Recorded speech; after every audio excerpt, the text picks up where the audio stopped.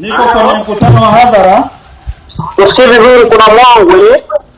Haya, hapo unanipata? Ndio mwenyekiti, ndio katibu. Hapa niko kwenye mkutano wa hadhara kata ya Bushiri. Ndio. Kijiji cha Mivumoni. Ndio Mivumoni. Mbele yangu hapa ambapo tunafanyia mkutano huu. Ndio. Kuna nguzo nzuri mpya kabisa. Ndio. Tatizo lake kuna nyaya ya umeme kana kwamba wakati tunapita hata mtoto yani hawezi kuruka, anaushika na unyanyua.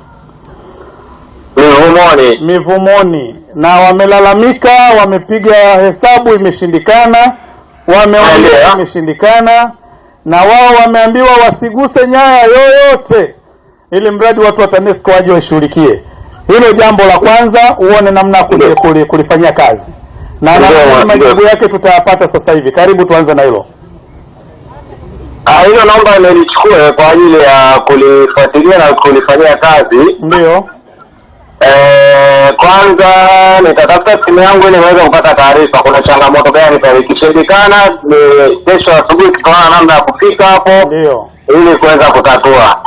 Kesho asubuhi TANESCO anafika. Piga makofi kwa CCM yake. Na naamini meneja wetu huyu ni msikivu sana. Yaani ikifika mpaka saa 7 mchana hapo shughuli imeisha. Hapo vipi? Meneja. Naam, kuna baadhi ya maeneo hayana umeme. Wapi diwani?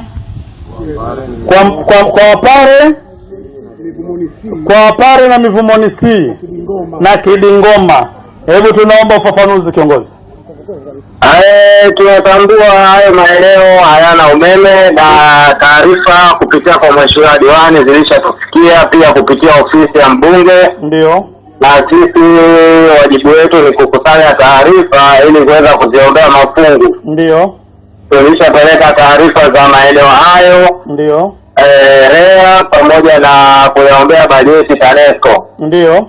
Sasa bajeti yoyote kati ya TANESCO na REA itakapofanikiwa kuja, ndio tutaingia kwenye utekelezaji. Mwaka gani huo? Bajeti ni mpaka Julai 2024.